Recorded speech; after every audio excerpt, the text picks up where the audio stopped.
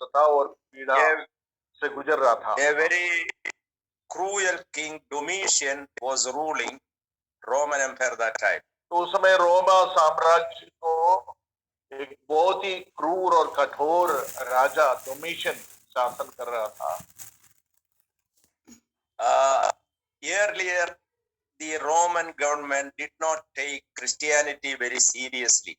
शुरुआत में रोमी सरकार ये जो मसीहत को बहुत गंभीरता से नहीं देखा। They thought that it is just a part of the Jewish religion. उन्होंने सोचा शायद ये यहूदी धर्म का एक अलग शाखा होगा। And later they found that as Christianity grew, Christianity is a formidable force in the Roman Empire.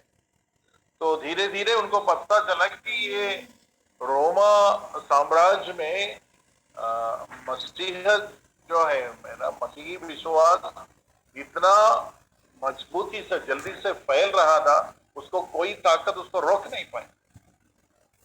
And some of the Roman empires very cruel to the believers, Christian believers. और उस रोमी शासकों में कुछ राजा लोग बहुत ही क्रूर और बहुत ही कठोर थे विश्वासियों के, हमारे विश्वासियों के साथ ऐसे व्यवहार करते थे। The most cruel king emperor was Nero. सबसे कठोर और क्रूर राजा का नाम था narrow. And he burned the Roman capital to build a new capital. तो नीरो ने क्या किया, वो रोमा जो शहर था, उस शहर का राजधानी को पूरा जला दिया उसने। एक नया राजधानी बनाने के लिए उसने पूरा रोमी शहर को आग लगा दिया।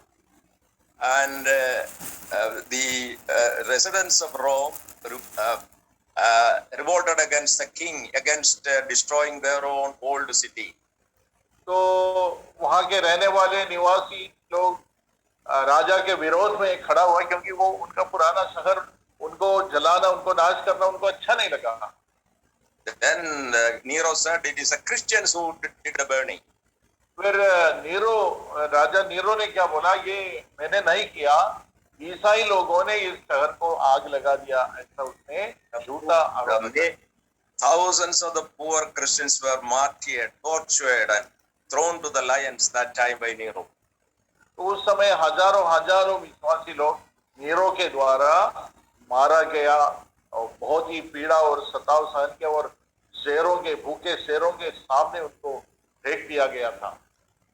And after Nero, one of the cruelest king was Domitian. अब नीरो के बाद एक बहुत ही कठोर राजा और आया था, उसका नाम डोमिशियन है। And Domitian was ruling at this time when these letters were written. और जब ये पत्रियां लिखा गया, तो प्रकाशित वाक्य में जो अलग अलग कलीसियाओं को जो योना के द्वारा पत्रियां लिखा गया, उस समय डोमिशियन राजा था। He introduced the emperor worship universally all over the Roman Empire. He instituted the worship of the empire. तो उसने क्या किया, सारे worship of the emperor. हाँ, तो उसने क्या किया, ये जो राजा था, सम्राट, बड़ा राजा था, तो उसको आराधना करना है। इस राजा को, रोमी साम्राज्य में जितने भी लोग थे, सब लोग इस राजा को आराधना करना है, इसी को उसके सिवा किसी को आराधना नहीं करना। इसने कड़क नियम बनाया, नबूकदनेस्सर जैसे बनाया था। Even before Domitian, there was worship to the emperor, but not all over the country, all over the empire.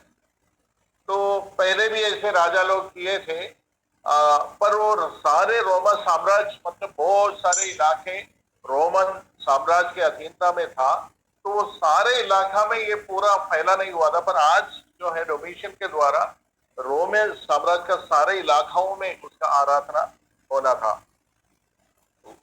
What he did was this. He did this. उसने ऐसा किया। Every city, every panchayat, an altar was built in the name of Emperor Domitian. तो हर पंचायत में, हर शहर में एक बलिवेदी बनाया गया था, डोमिशियन राजा का नाम से एक बलिवेदी बनाया गया था। And every Roman, any citizen under the Roman empire should do this. और हर एक नागरिक जो रोमा साम्राज्य के अधीनता में था उसको ऐसा करना था। They have to come to the altar of और Domitian उनको डोमिशियन के जो बलिवेदी के सामने आना था put incense on the और altar वहां सुगंधित वस्तुओं को जलाना था and utter, Domitian is my Lord. और उनको ऐसा कहना था कि डोमिशियन मेरा मालिक है, मेरा प्रभु है, ऐसे हर एक व्यक्ति को कहना। And Christians refused. पर विश्वासी लोग इस बात को निरस्त किया, हम ऐसे नहीं कर पाएंगे, Because they have only one Lord, that is the Lord Jesus Christ. क्योंकि उनके लिए एक ही प्रभु है, वो प्रभु का नाम यीशु मसीह है।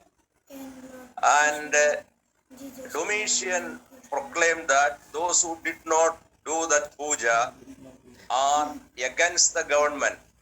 They are spies of the government.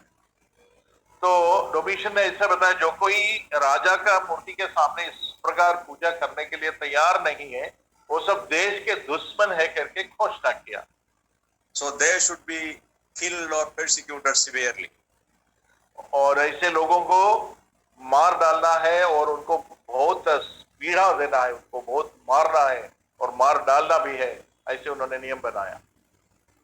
And another charge against these Christians was this: दूसरा एक आरोप विश्वासियों के ऊपर ये था, the Romans used to worship hundreds of devis and their gods and goddesses. तो रोम के जो नागरिक लोग पूरा पहले बहुत सारे देवी देवताओं को पूजा करते थे। The Christians now refuse to do homage to any idol. और विश्वासी लोग जो है वैसे पुराना किसी भी मूर्ति के सामने दंडवत करने के लिए या पूजा करने के लिए सहमत नहीं था। So here comes a second charge against Christians. और विश्वासियों के विरोध में ये दूसरा आरोप था, They are atheists. ये जो नास्तिक लोग हैं, ये हमारे देवी देवताओं को मानते नहीं, ये नास्तिक है करके ऐसा दूसरा आरोप लगाया गया था। So two big charges of the Roman Empire against Christians. तो विश्वासी लोगों के विरोध में दो बड़ा आरोप ऐसा लगाया था। They refused to pay respect to the emperor, so they are spies of the land, spies before the government. हाँ, तो एक तो वो राजा का मूर्ति के सामने दंडवत नहीं किया, आराधना नहीं किया, इसलिए वो देश का दुश्मन है। और दूसरी बात ये था कि वो रोमी पुराने जो देवी देवताओं को कोई पूजा करने के लिए तैयार नहीं था, इसलिए वो नास्तिक है। ऐसे दो भयानक आरोप उनके ऊपर लाया। And many of the churches were persecuted. और बहुत सारे कलीसिया सताए गया।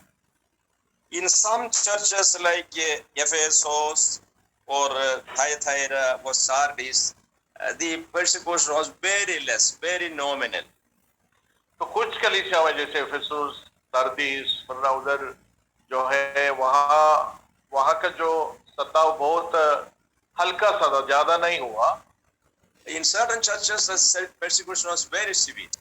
पर कुछ कलीसियाओं में सताव जो है बहुत कठिन हो गया, बहुत कठिन था। And in Smyrna, the persecution was very tough. स्मरणा में जो विरोध हुआ वो बहुत कठिन विरोध हुआ। So the Lord wants to comfort them. इसलिए प्रभु इनको आश्वासन दिलाना चाहता है, इनको सांत्वना दिलाना चाहता है। When the church passes through tribulation and persecution, जब कलीसिया सताव से विरोध से गुजरता है, it is in the will of God. ये परमेश्वर का इच्छा के अनुसार है। The Lord is with them to help them. और प्रभु यीशु मसीह उनके साथ रहते हैं। And very high rewards will be given to them for their endurance. और उनको बहुत सारे प्रतिफल, बहुत उच्च प्रतिफल दिया जाता है ये जो सत्ताओं को सहन करने के लिए। We will read verse 8. 8वां वचन हम पढ़ेंगे। स्मुरना की कलीसिया के दूत जो ये लिख, जो प्रथम और अंतिम है, जो मर गया था और अब जीवित हो गया है, वो ये कहता है कि Enough. And the Lord is telling them, I am the first and the last. I am the first and the last.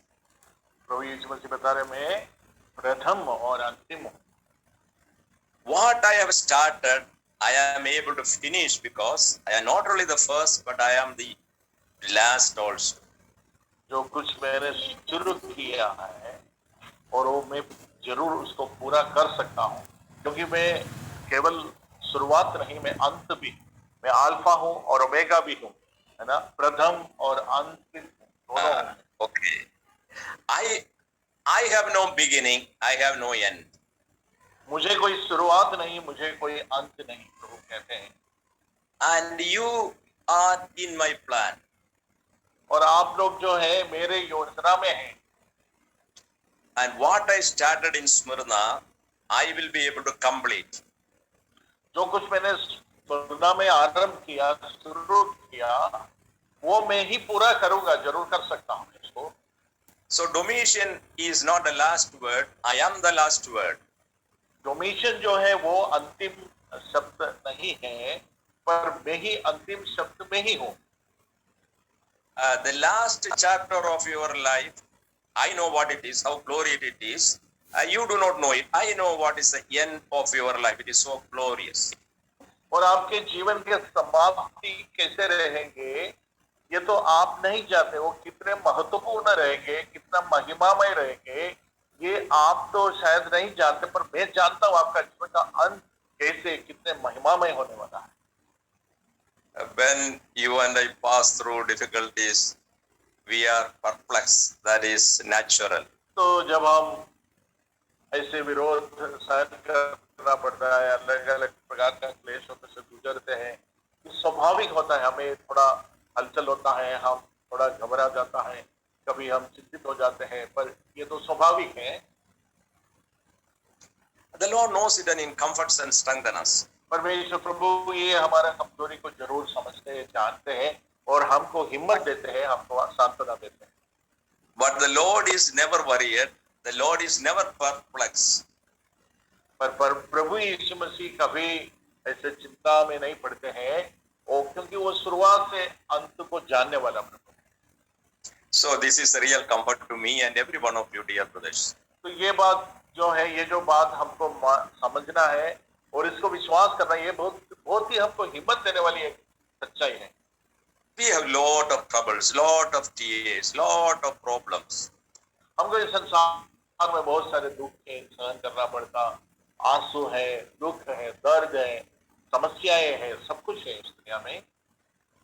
But the Lord comforts us and also smile on us and say, I know the last chapter. I only write your last chapter of your life. पर प्रभु हमको देखे इससे मुस्कुराते हैं और हमसे कहते हैं, देखो आपका जीवन का अंतिम अध्याय भी मैंने ही रचा है, मैंने ही लिखा है, और मैं जानता हूँ वो क्या है आपके जीवन के प्रति मेरा योजना, ये मैं बराबर जानता हूँ। He is telling to every one of us, Sardar, Ashish, Reggie, you are so precious to me. Will I not keep you? Will I not write good things about you? Will I not make your life glorious at the end?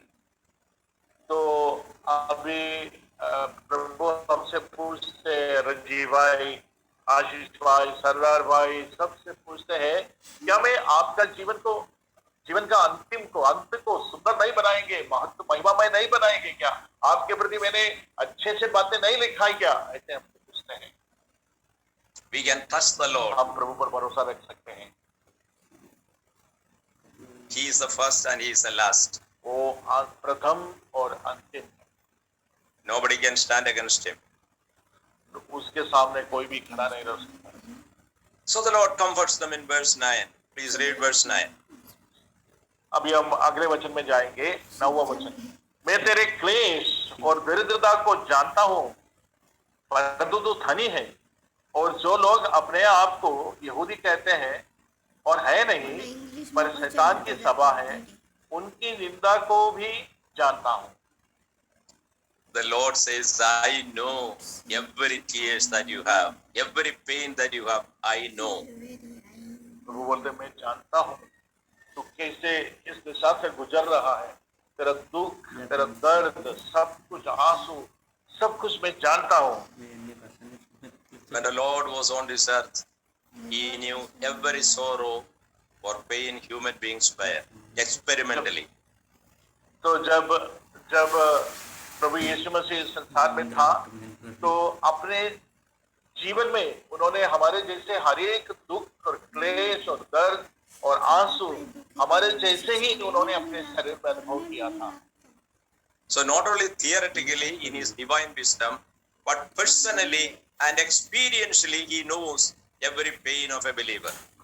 तो प्रभु एक केवल एक ज्ञान के रूप में नहीं प्रभु जानता हमारा दुख बारे में प्रभु जानता था, इतना नहीं, वो एक सैद्धांतिक रूप में का ज्ञान नहीं था, वो अपने जीवन में व्यक्तिगत रूप में हमारा अपना शरीर में सारे दुख उन्होंने सह लिया है, अनुभव कर लिया है। He says, I know your tribulation. मैं जानता हूँ तुम्हारे सारे सताव को, मैं जानता हूँ। When the King of Kings and the Lord of says, I know your tribulation. जब राजाओं का राजा और प्रभुओं को प्रभु हमसे यूं कहते हैं कि मैं जानता हूँ तुम्हारे दिशा में, जानता हूँ तुम्हारे दुख को मैं जानता हूँ। It also means I am there to help you. उसका मतलब ये भी है आपको उसके बीच में मदद करने के लिए मैं उपस्थित हूँ, मैं हूँ। He is not sympathizing with them, but is telling, I know how to help you. और ये प्रभु यीशु मसीह दूर रह के थोड़ा हमारे बारे में ऐसा कुछ दुखी हो जाता है, इतना नहीं है, वो हमारे निकट है और हमको मदद करते हैं और करने के लिए तैयार। I know your tribulation and I also know your poverty. You are financially very poor people. और मैं आपका जो सताव वो भी जानता हूँ और आपका दरिद्र, आपका गरीबी को भी मैं जानता हूँ। And I think this most of the churches in Madhya Pradesh, like Sindhu and around, this is true. The Lord is telling, I know your poverty. That is your physical, the things that you physically lack, and your financial struggle, and the struggle for your food and everything. तो प्रभु बोलते मैं तेरा दरिद्रता को जानता हूँ। ये जो बात प्रभु ने कहा, ये मध्य प्रदेश और महाराष्ट्र में हमारा जितने भी कलीसिया, उस कलीसियाओं के लिए भी ये बात लागू है, क्योंकि हम जानते हैं हमारे अधिकतर कलीसिया के लोग बहुत ही गरीब लोग हैं। But the Lord says, how rich you are. पर प्रभु का नजर में देखिए प्रभु क्या बोल रहे, परंतु तू धनी है। हम गरीबों को देखकर प्रभु बोल रहे मेरे नजर में तू धनी है, तू बहुत धनी है। You look at that person who owns 1,000 acres and has a mansion, but he is not rich before me. देखिए तुम्हारे पड़ोस में जो बहुत बड़ा 4 मंजिल का 10 मंजिल का मकान बनाया और इतने सैकड़ों एकड़ जमीन है, उसको तुम देखो, वो मेरे नजर में कुछ भी नहीं है, वो एकदम कंकाल है। But in the perspective of heaven, you are very, very rich. स्वर्ग के नजर में तुम बहुत ही धनी हो। Oh, the King of Kings company is with you. The King of Kings lives in your home, even though it is only a hut. देखिए शायद आप एक छोटा सा टापरी में रहते होंगे, पर राजाओं का राजा तुम्हारे साथ उसी टापरी में उधर उपस्थित है, वो वहां तुम्हारे साथ रहता है। The king's love is poured down to you, husband and wife and children. So real love is in your home, and that is heavenly peace. तो हमारे राजा का जो प्रेम है आपके घर के अंदर, आपके परिवार, आपके पत्नी, आपके बच्चों के ऊपर उंडेला गया है, तो वही एक बहुत बड़ा स्वर्ग से मिलने वाला बहुत बड़ा एक भोजन जैसा है। I have given you the word of God which make you rich in every respect. प्रभु बोल रहे मैंने तुम्हें जो वचन दिया है और वो वचन तुम्हें हर प्रकार तुम्हें धनी बनाने के लिए पर्याप्त है। I have made you a part of my church, which is very precious to me, the church that lasts forever. और मैंने तुम्हें मेरा कलीसिया का एक भाग बना लिया है, और जो कलीसिया सदा रहने वाला कलीसिया है। The Holy Spirit indwells in you to strengthen you. पवित्र आत्मा तुम्हारे अंदर निवास करते हैं और तुम्हें सामर्थ्य देते हैं। Oh, the glorious city of Jerusalem, so decorated with the precious stones and gold, I am preparing for you for eternal dwelling. और आपके लिए एक महिमामय शहर जो यरूशलेम है, नया यरूशलेम है, ऐसे सारे सोना से ऐसे भरा हुआ एक महिमा से भरा हुआ एक शहर एक नगर मैंने तुम्हारे लिए तैयार किया है। And if you are so rich before me, don't worry about the physical property thou pass through. I am there to help you even in this poverty. तो यदि आप इतने धनी हो तो आप वर्तमान काल में थोड़ा समय के लिए जो क्लेश से आप गुजरते हैं, जो गरीबी से आपको गुजरना पड़ता है, उसका विषय में आप बिल्कुल निश्चिंत रहो। And I also know the slander of the Jews. Jews are against you. They level false charges against you.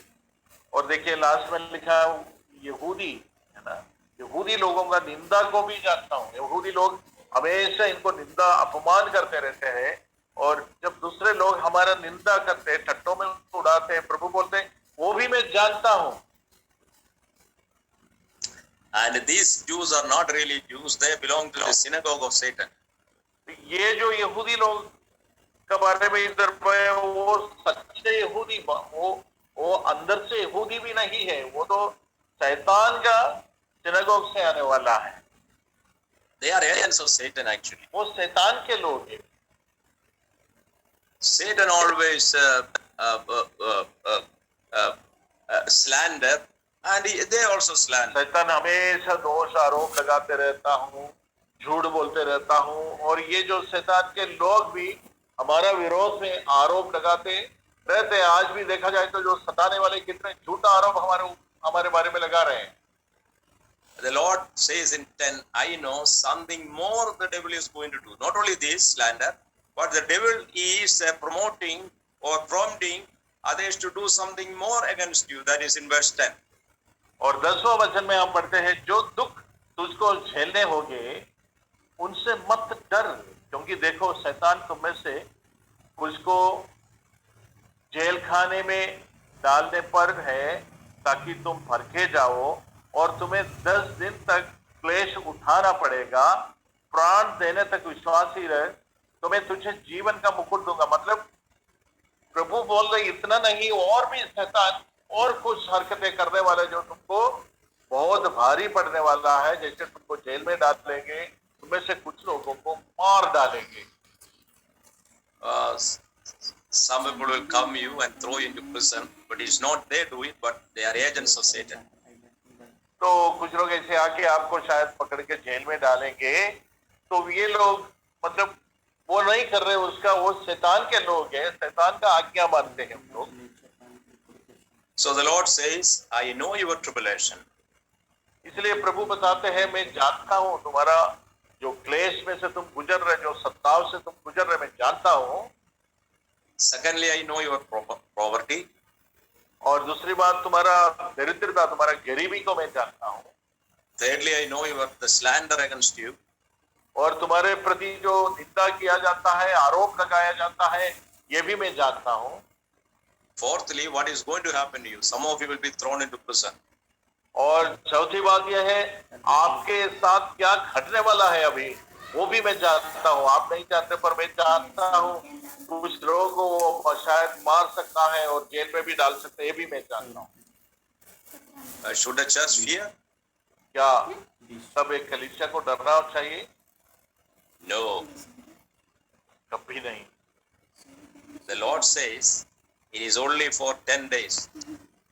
प्रभु बोल रहे सिर्फ 10 दिन के लिए। This 10 days does not mean literally 10 days.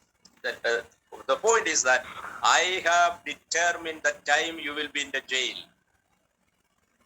तो 10 दिन बोला तो उसका मतलब ये नहीं कि सिर्फ वो आक्षरिक रूप से 10 दिन ऐसे नहीं बता रहे, पर प्रभु बोल रहे जो समय तुम्हें शायद इस जेल में रहना पड़ता है, उसके लिए एक समय सीमा है ना, वो अनिश्चित नहीं है, एक समय सीमा है, उससे ज्यादा नहीं होगा। तो मैं उस समय सीमा को मैं बराबर जानता हूं। The time of your suffering is not decided by the emperor or your persecutors. The time of your suffering is decided by me. Hallelujah. प्रभु बोलते हैं तुम्हारे जो सताने का समय जो है, वो समय सीमा राजा डोमिशियन के हाथ में नहीं है, किसी जेल अधिकारी के हाथ में नहीं है, ये मेरे हाथ में है। कितना दिन तक मेरा प्रजा को अंदर जेल में रहना पड़ेगा, ये सब मेरे हाथ में है और मेरे अधिकार में है। It is one comforting thing to know, dear brothers and sisters. ये एक बहुत ही हमें हिम्मत देने वाले बात है।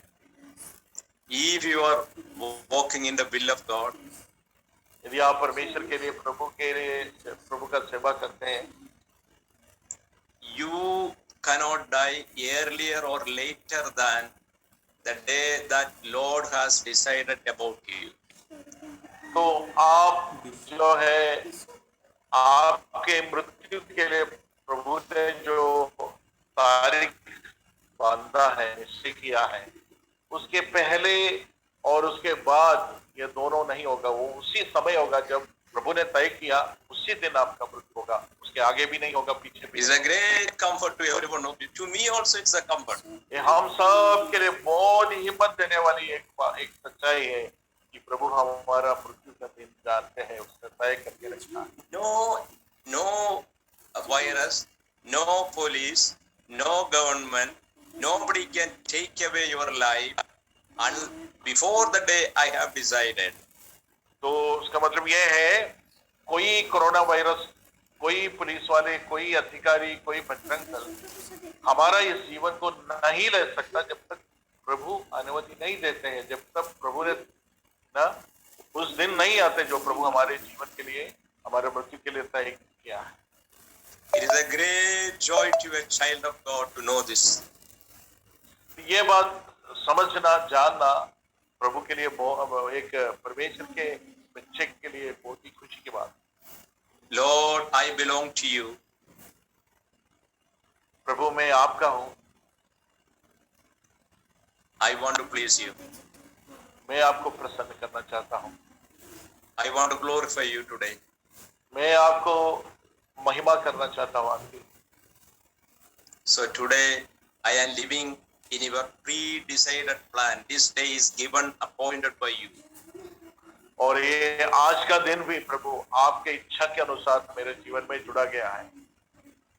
So every day is a pleasant day because it is appointed by the Lord.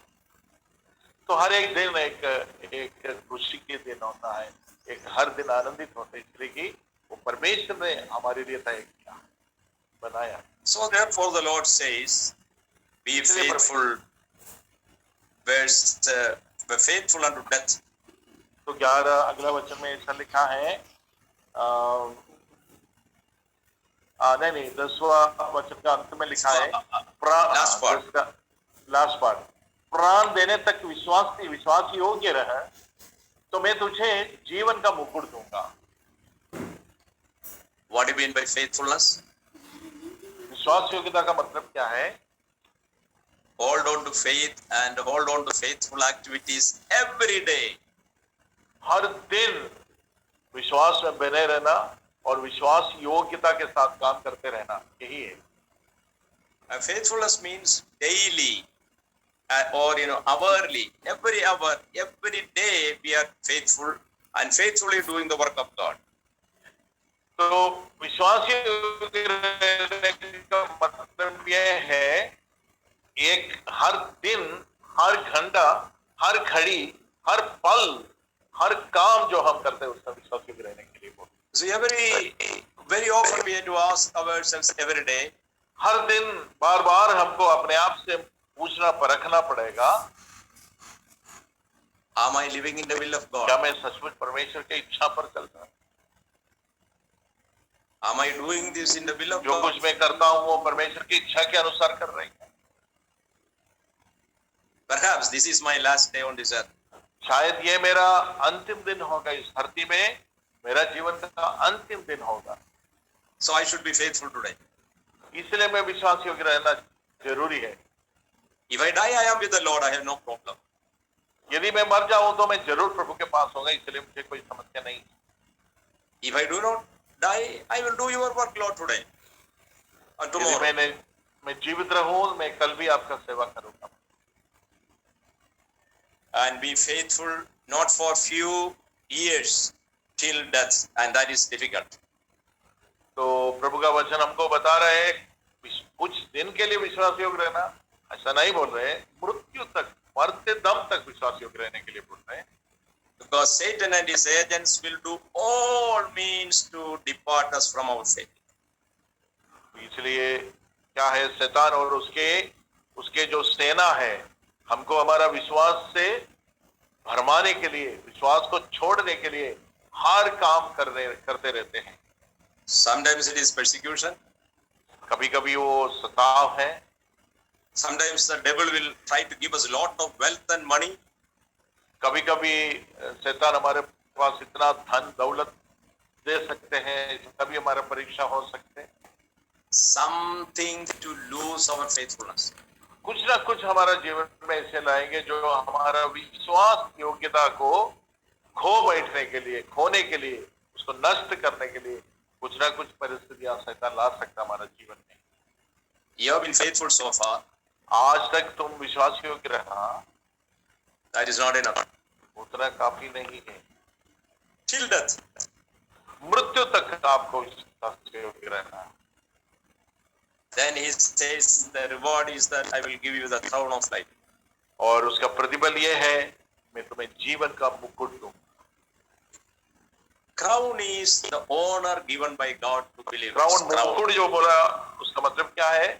परमेश्वर के द्वारा हम जो विश्वासियों को जो आदर हमें मिलने वाला उसी को मुकुट बोलते हैं।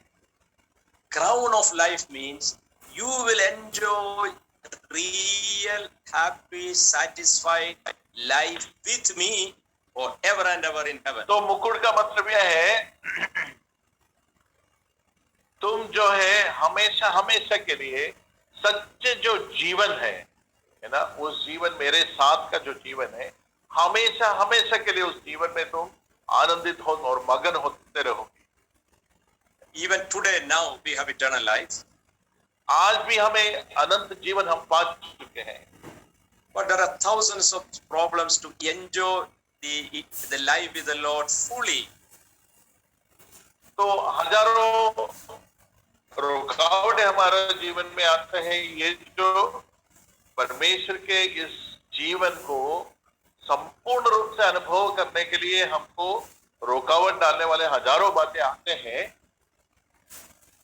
But what the Lord is going to give us is this. पर प्रभु यीशु मसीह हमको क्या देने वाला है?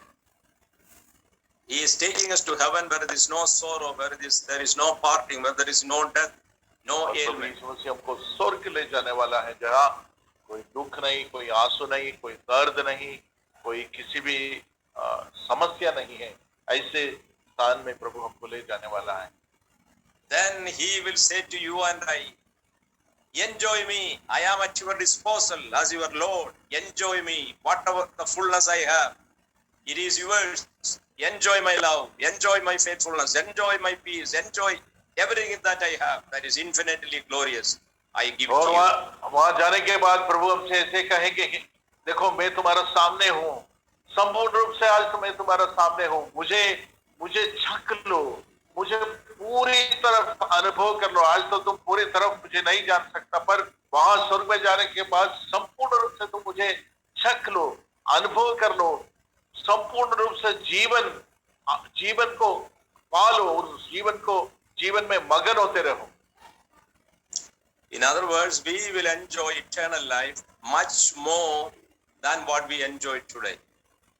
मतलब यह है कि आज जितने हमारा जीवन में प्रभु के प्रति जो आनंद है, जो आशा है, उससे कई गुना बढ़कर हम स्वर्ग में इस अनंत जीवन को अनुभव करने वाला है। not for 1,000 years, not for millions of years, forever and ever. हजारों साल के लिए नहीं, लाखों साल के लिए नहीं, पर हमेशा हमेशा के लिए। That time we will forget every sorrow that we had on this earth. और उस समय हमें जितना भी इस संसार में हमें जो भी दुख सहन किया है, झेल लिया है, वो सारे दुख और दर्द हम भूल जाएंगे। What a great loving Lord! How loving Lord! How kind Lord! What a precious Lord Jesus Christ is. तो हमारे प्रभु कितना प्रेमी है, कितना कितना हमें हम पर दया किया, कितना वो हमसे प्रेम करता। And he says at the end 11, everyone listen to what I say. और 11 वचन में देखिए, जिसके कान हो वो सुन ले कि आत्मा कलीसियाओं से क्या कहता है। जो जय पाए उसको दूसरे मृत्यु से हानि ना पहुंचे। तो प्रभु बोला सब लोग सुन ले जो मैं कहता हूं, आप सब लोग बराबर कान लगा के सुन लो। And what I say to you is for all churches and all believers. और ये जो बातें मैं कहता हूं केवल एक स्मरण के लिए नहीं, इधर ऐसा लिखा है कलीसियाओं से कहता है। आत्मा, पवित्र आत्मा सारे दुनिया के हर समय के जितने भी कलीसिया है, शुरुआत से लेकर अंत तक, उन सारे कलीसिया सो है। All believers, all faithful believers will not be hurt by the second death. और उधर एक वायदा हमको मिलता है, हर एक विश्वास योग्य जो विश्वासी है उसको दूसरी मृत्यु से हानि ना पहुंचेगी। Second death means the death to end. Second death means the death a person die to enter into hell. तो दूसरे मृत्यु का मतलब यह है, वो ये मृत्यु है जब वो नरक में प्रवेश करने के लिए मरते हैं, उसको दूसरी मृत्यु बोलते हैं। If you and I die today, यदि आप और मैं आज मर जाऊं, and we will go to heaven only. हम स्वर्ग में जाएंगे जरूर। But an unbeliever dies, पर एक अविश्वासी जब मरते हैं, when he resurrect in a body that is not glorious, he will also resurrect one day with a non-glorious body. वो भी अविश्वासी भी एक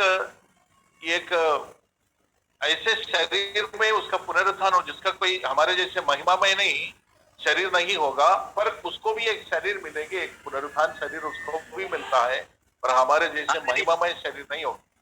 And he will go to hell. और वो नरक में जाएंगे। And that is the second death. और वही दूसरा मृत्यु है। He has a first death and he has a second death, means the second death is separation from God forever and ever in the hell. That is what is called second death. तो उसको पहला मृत्यु भी है, दूसरा मृत्यु है। एक बार वो मर चुका था, पर अब दूसरा मृत्यु यह है वो हमेशा हमेशा के लिए परमेश्वर से दूर होने वाले, वापस कभी नहीं परमेश्वर के साथ एक मेल मिलाप नहीं हो सकता है, इतना दूर चले जाते हैं वो नरक में, उसको दूसरा मृत्यु बोलते हैं।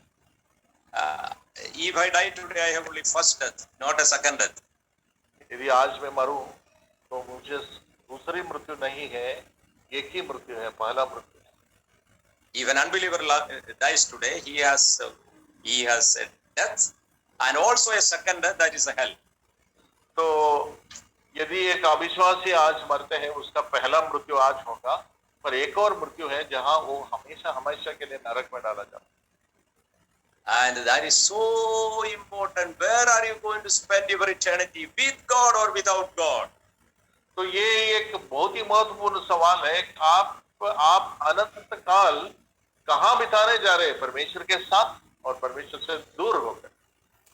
With the Lord, the believers enjoying joy and peace and life, and unbelievers forever, tormented away from the presence of God. जो विश्वासी लोग हैं वो हमेशा हमेशा के लिए प्रभु यीशु मसीह के साथ, परमेश्वर के साथ हमेशा हमेशा का उस जिंदगी, उस खुशी की जीवन जी रहे हैं, और जो अविश्वासी लोग हैं हमेशा नरक में जाकर वो खत्म नहीं होता है, नरक में जाने के बाद भी उसको वहां का सारे सताव शैतान के और उसके दूतों के द्वारा सताया जाता है, बहुत पीड़ा सहन करना पड़ता है हमेशा के। Where will be Nebuchadnezzar? Where will be Domitian? Where will be Nero? They all will be there. अब नीरो, डोमिशियन, नबूकदनेस्सर, इतने महान महान बड़े बड़े राजा और आज के दिन में भी जो शासन करने वाले बड़े बड़े हमारा मोदी जी यदि हार नहीं पाते हैं, ये सब कहाँ जाएंगे? May the name of the Lord be praised. परमेश्वर के नाम की महिमा हो।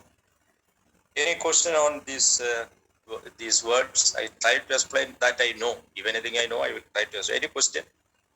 अब ये जो स्मृदा कलीसिया के बारे में हमने चर्चा किया, आप में से किसी को कोई प्रश्न है क्या?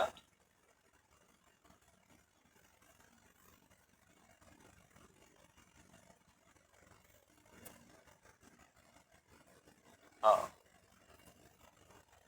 कोई प्रश्न पूछ रहा है कि हेलो, है तो है बोलिए, नहीं तो ना बोलिए, जल्दी बोलना, समय वेस्ट मत करना। हेलो, तो आपका जिम्मेदारी, इसलिए तो समझा रहा हूं, भूलना मत, जो कुछ सिखाते उसका नोट लेना बराबर और दूसरों को सिखाना बहुत जरूरी है। Okay. Shall I go to the next church, or we will wait for the 40 minutes is going to, it's already there. तो मेरा सवाल है सर, हाँ पूछो रमेश। जो योगी हम योगी नहीं करा, तो ये कौन से लोग है ये? He is asking, Joy sir is asking, who are these Jews who are not Jews? You see, any Jew who rejects Jesus Christ, any Jews who rejects Jesus Christ belongs to Satan, not to God. हाँ, देखो रमेश सुनना, कोई भी यहूदी जो यीशु मसीह को तिरस्कार करते हैं, यीशु मसीह को नहीं मानते हैं, वो परमेश्वर के नहीं, वो शैतान के हैं। And Satan uses them. और शैतान ऐसे लोगों को इस्तेमाल करते हैं। They are used by name only, और not in the ऊपरी heart. तौर से केवल नाम के लिए, नाम से उन लोग यहूदी लोग हैं, पर हृदय में अंदर से यहूदी नहीं है। Paul says in the book of Romans, real Jews are Jews who have the circumcision of the heart. तो प्रेरित पौलुस इसे कहते हैं, जो असली यहूदी है वो हृदय का, वो शरीर का नहीं, हृदय का खतना किया हुए लोग हैं। तो जो बाहर से यहूदी है वो यहूदी नहीं है, जो अंदर से परमेश्वर के साथ एक रिश्ता है, इस मसीह पर विश्वास करने के द्वारा जो परमेश्वर के साथ एक रिश्ता बनाए, वो ही यहूदी है, असली यहूदी। बाकी जो ऊपर से कहने वाला कोई यहूदी नहीं है। And even these unbelieving Jews, they go to synagogues. That time synagogues were many. तो उस समय उन यहूदियों का ऐसे शालाएं होते हैं जहाँ व्यवस्था का पुस्तक से सिखाया जाता था, उन लोग आराधना के लिए इकट्ठा होता था। तो ऐसे शालाओं में जाते हैं, पर वो सब जाने के बावजूद भी वो यीशु मसीह को नहीं विश्वास करने के कारण वो अंदर से यहूदी नहीं है, सिर्फ उनका नाम है, पर वो यहूदी नहीं है।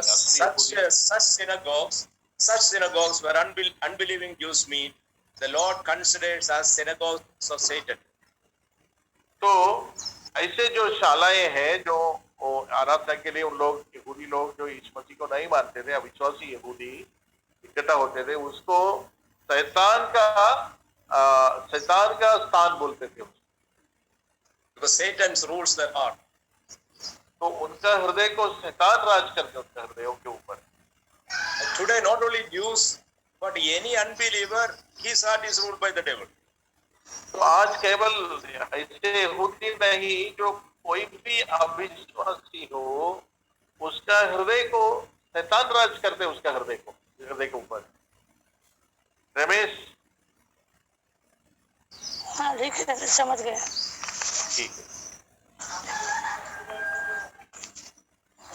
और कुछ?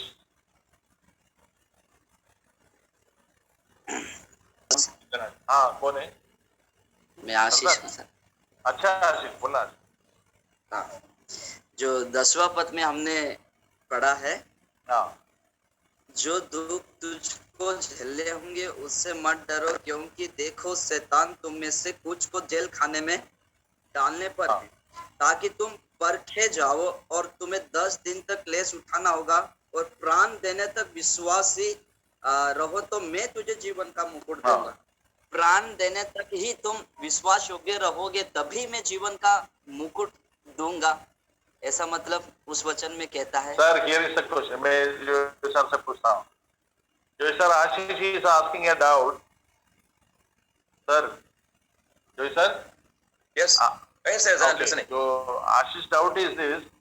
So here Jesus says, "You be faithful unto death, then I will give you the crown of life." So his question naturally is, if someone is not faithful unto death, what will happen to him? Will he receive the crown of life? Any believer will get the crown of life. कोई भी विश्वासी जीवन का मुकुट पा सकता है। But he wants everyone to be faithful till death. पर परमेश्वर चाहते हैं कि हमें से हर एक विश्वासी मृत्यु तक विश्वासियों के रहे। You see, even when our faith is dwindling, the Holy Spirit helps us to increase our faith. जब भी हम विश्वास में कमजोर हो जाते हैं तो पवित्र आत्मा हमारे विश्वास को मजबूत करते रहते हैं। If you are really born again, you will never lose your faith. यदि आप उद्धार पाया हुआ, नया जन्म पाया हुआ एक विश्वासी हो, आपका विश्वास आप कभी खो नहीं सकते। But there is differences in heaven. और स्वर्ग में भी थोड़ा बहुत क्या है, अंतर है। And that depends upon our faithful work. वो क्या है, हमारे जो विश्वास योग्यता के साथ हम जो सेवा करते हैं उसके आधार पर। Apostle Paul or Joy David, there will be lot of difference in rewards. He will get plenty of rewards. I may get few rewards. तो प्रेरित पौलुस और जोई सर, इनके बीच में बहुत अंतर होगा, और प्रेरित पौलुस को इतना सारे प्रतिफल मिलेगा, पर मेरे को इतना नहीं मिलेगा। बोलिए। So don't be afraid that you will use your life. You use your eternal life anytime. तो आप कभी चिंता मत करना, आपका जो अनंत जीवन आप कभी नहीं खो सकते। But the point is this: if you are enduring sorrows and difficulties and be faithful till your death, working hard for the Lord, your enjoyment in heaven also will be at a higher level. तो आप जितना इधर प्रभु के लिए विश्वास योग्यता के साथ सेवा करते हैं और दुख उठाते हैं, और ऐसे आप एक जीवन इधर सब कुछ झेलते हुए जी रहा है, तो आप परमेश्वर को अनुभव करने का एक लेवल अलग रहेंगे स्वर्ग में। आप जितने परमेश्वर को मतलब चख लेंगे, जितने परमेश्वर का, I will make it given. There is no partiality in heaven between any believer. No partiality. All heaven is before them for their enjoyment. तो हाँ, एक बात हमको समझना है कि स्वर्ग में कोई भेदभाव नहीं करते हैं, सब विश्वासी लोगों के लिए। स्वर्ग जो है, स्वर्ग का पूरा आशीष सब विश्वासी लोगों के लिए है।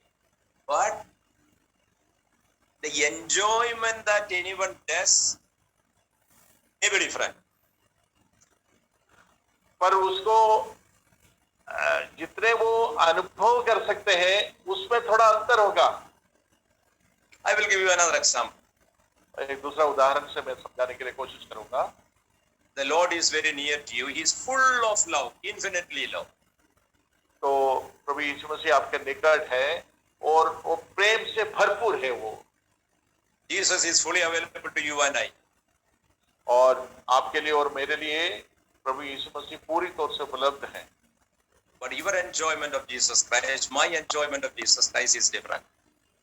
पर मैं जिस प्रकार यीशु मसीह का अनुभव करता हूं और आप जिस प्रकार यीशु मसीह का अनुभव करते हैं उसमें थोड़ा बहुत अंतर है।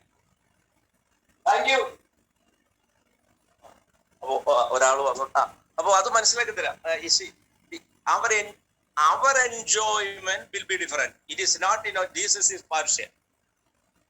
उसका मतलब ये नहीं कि यीशु मसीह कोई भेदभाव करते हैं।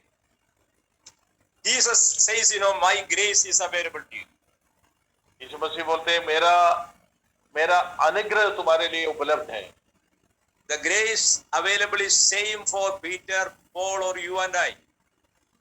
जो सामर्थ और अनुग्रह हमारे लिए उपलब्ध है, सब पत्रस और पौलुस और यूहन्ना सबके लिए एक जैसा है। But Paul used this for many things. You and I use the grace only for few things. पर पौलुस जो है वो जो अनुग्रह उस पर हुआ उसको बहुत बहुत ज्यादा काम करने के लिए उन्होंने इस्तेमाल किया, और मैं और आप इतना इस्तेमाल नहीं करते हैं। Another example. एक और उदाहरण मैं दूंगा।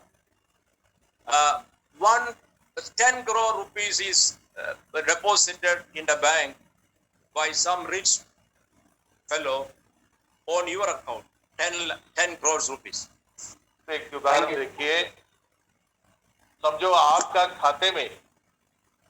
बैंक खाते में किसी ने 10 बहुत धनी व्यक्ति ने 10 करोड़ रुपए डाल दिए, And you used only 2 lakhs rupees in your life. Then you die. आपने उसमें से सिर्फ 2 लाख रुपया इस्तेमाल किया, खर्चा किया, और फिर आप मर गए। And another fellow used 9 crores. एक दूसरा व्यक्ति था, उसने 9 करोड़ रुपए इस्तेमाल किया। Whose fault it is? अब एक किसका गलती है? So the difference is not the heaven available. The difference is how much we enjoy.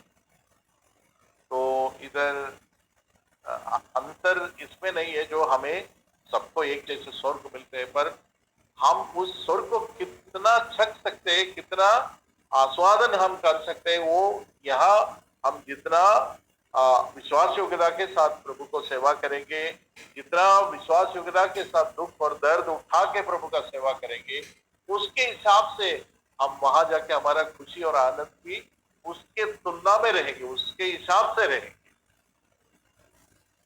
Is it clear? क्या आशीष ये क्लियर हो गया? आशीष? हाँ सर, हाँ हो गया। ठीक, और कुछ नहीं तो हम आगे बढ़ेंगे। They are not stopping it seems. It is more than 40 minutes, no? So let us continue. We'll If continue. you are not, if you want, you can sing a song. I am not bored. I can continue if you want, or you can. छोटा सा गीत कोई आशीष भाई, आशीष Or, you अपना know, सवाल। If you want to drink some water, okay. तो आशीष भाई आपको एक गीत गा सकते हैं, अभी सवाल मैंने पूछा तो एक गीत भी गाना। ठीक ठीक। I am not with you. I cannot take a tea from you now. Yes, go ahead. So I had to make myself. अच्छा अच्छा, चाय बनाना पड़ता है सबको। अच्छा No, doesn't matter. I will continue. अच्छा, आंटी घर पे नहीं है, aunty is not at home. Not at all. Okay, okay. So you are cooking for yourself. It's not difficult in this. I need only little food. I can make it very easy. And today, one brother and sister came to clean the church hall. So they are making food today. Okay, wonderful. Olos and Prima. Okay, okay. तो sir के aunty sir के साथ नहीं है, एक अस्पताल में है, सर अकेले है, सबको अकेला मतलब चाय बनाना, खाना बनाना सब खुद करते हैं। पर आज किसी एक भाई और बहन आया, उन्होंने सर के लिए सब कुछ बनाया सब। Okay, shall we go to next church? Yes sir, we can. Now we go to Pergamum. अभी परगमुन के संदेश, परगमुन कलीसिया क्या जो संदेश है। Here, there is not at all any persecution. इस कलीसिया में बिल्कुल कोई सताव नहीं। That is a Roman persecution. हमें रोमियो के द्वारा यहाँ कोई सताव नहीं हो रहा। Roman Empire is such a large empire, so everywhere the persecution is not the same. तो ये जो रोमा साम्राज्य जो है बहुत देशों में फैला हुआ था। जैसे ब्रिटिश लोग इधर आके राज किया भारत में और अफ्रीका में, बहुत सारे देशों में ब्रिटिश लोग एक ही समय राज करता था। वैसे एक बड़ा साम्राज्य था रोमी, उस समय जमाने का रोमी साम्राज्य। आपको याद होगा वो यरूशलेम यानी यीशु जहां जन्म हुआ वो सारे इलाके उनके अधीनता में था। तो ऐसे बहुत सारे इलाके उनका अधीनता में था, पर उधर हर एक कलीसिया को जो सताव झेलना पड़ता था ये एक जैसा नहीं था। Smyrna church was passing through severe tribulation. Smyrna का कलीसिया जो है वो बहुत ही कठिन सताव झेलना पड़ा उसको। But the Lord was so happy about the church. He did not level any charge against them. He was all the more happy. पर देखिए स्मिर्ना कलीसिया के विरोध में एक भी आरोप प्रभु नहीं लगे। आप याद होगा एफेसुस के कलीसिया का विरोध में कुछ आरोप बताया था, पर यहाँ स्मिर्ना का विषय में प्रभु बिल्कुल कोई दोष नहीं लगाता है, कोई आरोप नहीं लगाता है, और बहुत ही प्रभु संतुष्ट है इस कलीसिया के प्रति। Usually we think that, if there is no persecution, if there is no trouble, the church will grow very fast.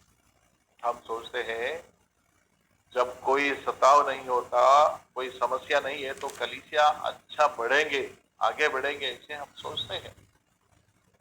But actually speaking, history says that when there is no trouble, the church compromises with the world and spiritually decline in themselves.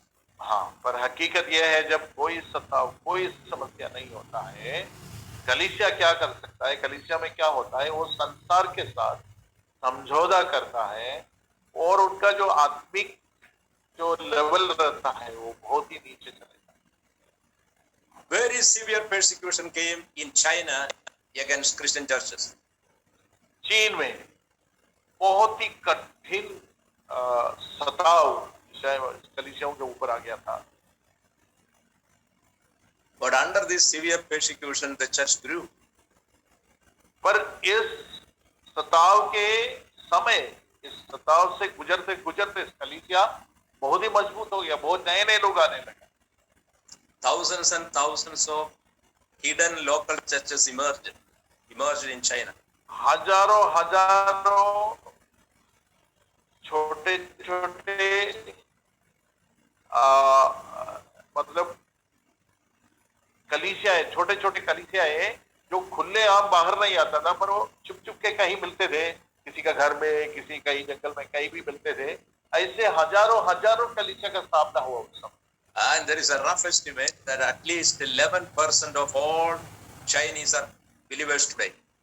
और आज ऐसे है कि चीन में पूरा जनसंख्या में 11% लोग आज विश्वासी लोग। So here, what happened to the church at Pergamos is there is no trouble for them. यार परगमुन का कलीसिया का ये है, उनको कोई सताव नहीं है। So they mingle with the world. इसलिए वो संसार के साथ मिलजुलने लगा। That is a very sad affair. वो तो बहुत ही एक शोक दुख की बात है। But there are some good things about this church. पर उस कलीसिया के कुछ अच्छे बात भी उस कलीसिया में था। The Lord introduces himself in verse 12. 12 वचन में प्रभु अपने आप को परिचय देता है। Please read. 12 वचन में पढ़ूंगा। परगमुन की कलीसिया के दूत को ये लिख, जिसके पास दोधारी और तेज तलवार है, वो ये कहता है। You see, when Jesus tells that I have these two-edged sword in his hand, जब प्रभु यीशु मसीह कहते हैं मेरे पास दोधारी तलवार है, it means that you have a doctrinal problem. आपको उसका मतलब यह है इस कलीसिया को उपदेश का शिक्षाओं के विषय में समस्या था। So I had to deal it with my sword.